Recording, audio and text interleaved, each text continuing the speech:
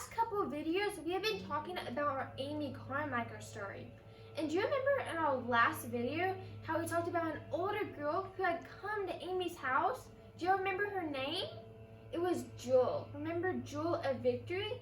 She had left everything she owned, her family, everything, and she had come to Amy's house because she wanted to learn more about Jesus.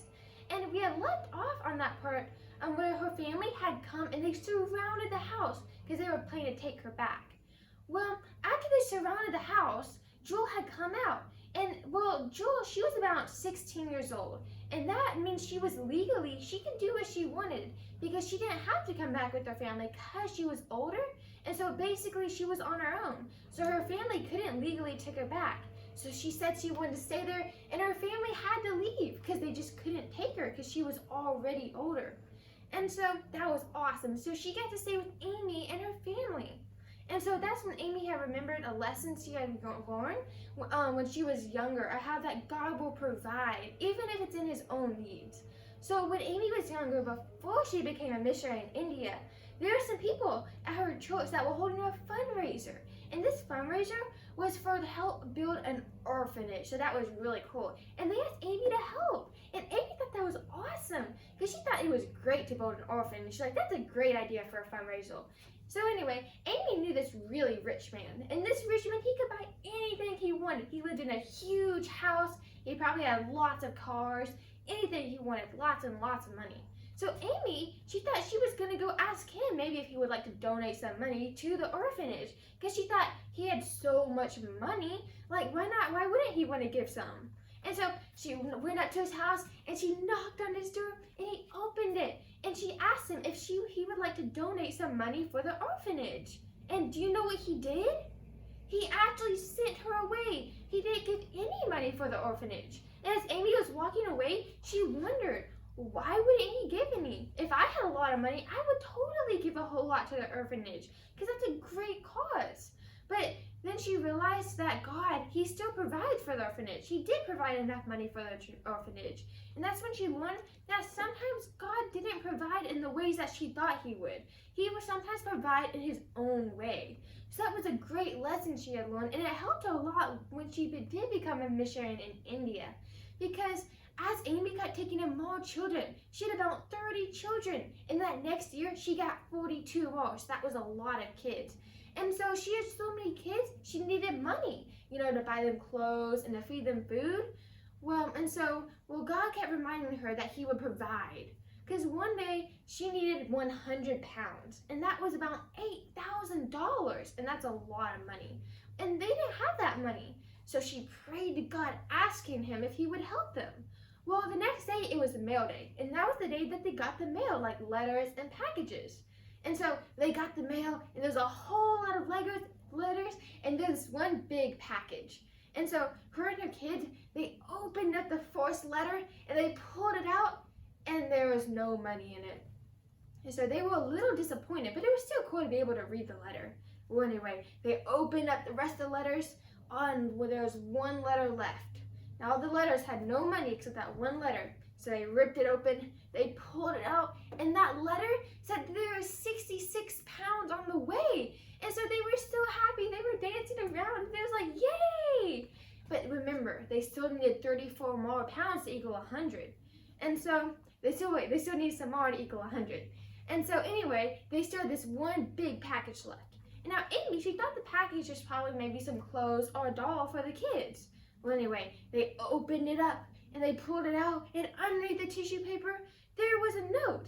And that note said 34 pounds were on the way. And they were so happy because that was more than they needed. Because that means they now had 117 pounds. And so they were so happy because God provided for them. And he gave them more than they needed. And so that was great for them. And so because God would provide for them. And so as more people heard about Amy and her ministry and what she was doing with taking in the temple children, because she would write letters and stories about it, and people would read them, and then they would send her stuff.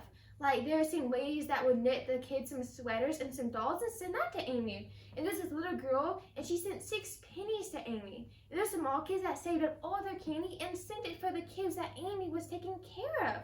And there's also this doctor who sent his first paycheck to Amy. So that was really cool. And so that was definitely helping with the ministry.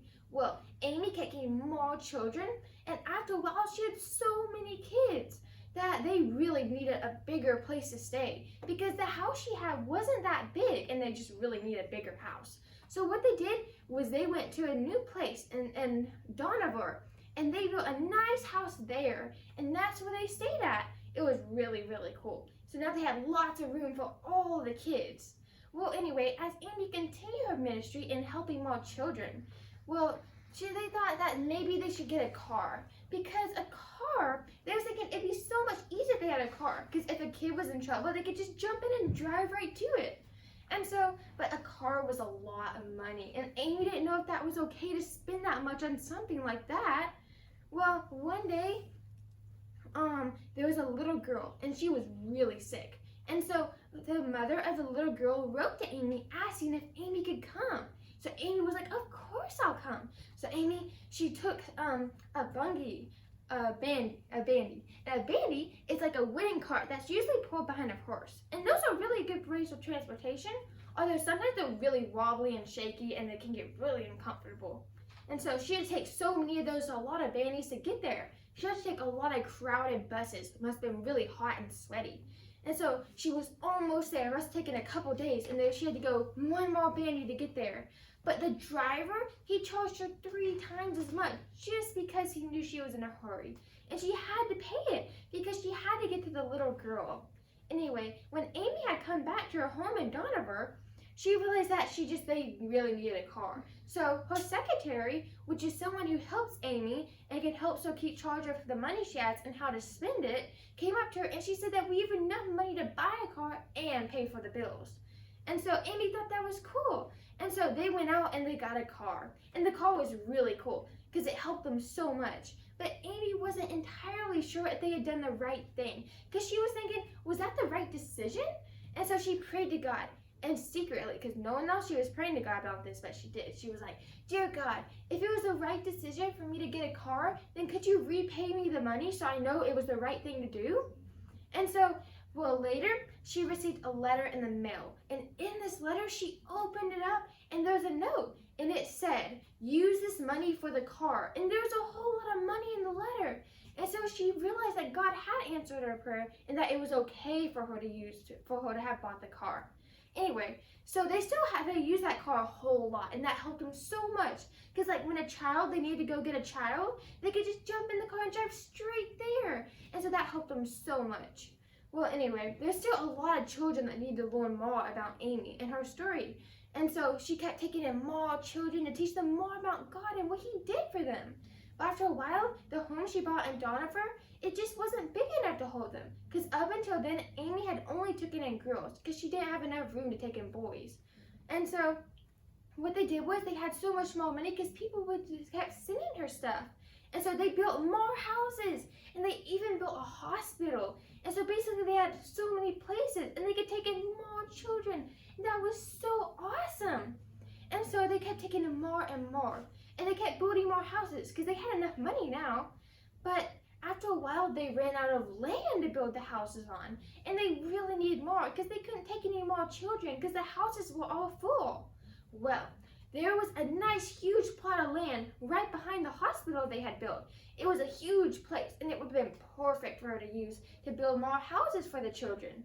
But on that land, there was a shrine. And a shrine is like a temple that has an idol, false idol in it. And the Indian people would go and worship the idol. So that was not good. Well, anyway, the people that owned that land, they would not sell it to Amy because they were scared of the idol. And that if they sold it to Amy, the false idol, which couldn't do anything, of course, they thought it would get mad at them and curse them or something. So they would not sell it to Amy. Now, would Amy be able to get the land so she could have more houses to take in more children? Or would the shrine people never sell it to her? Well, we're going to look out for our next video to find out what happens. Bye, guys!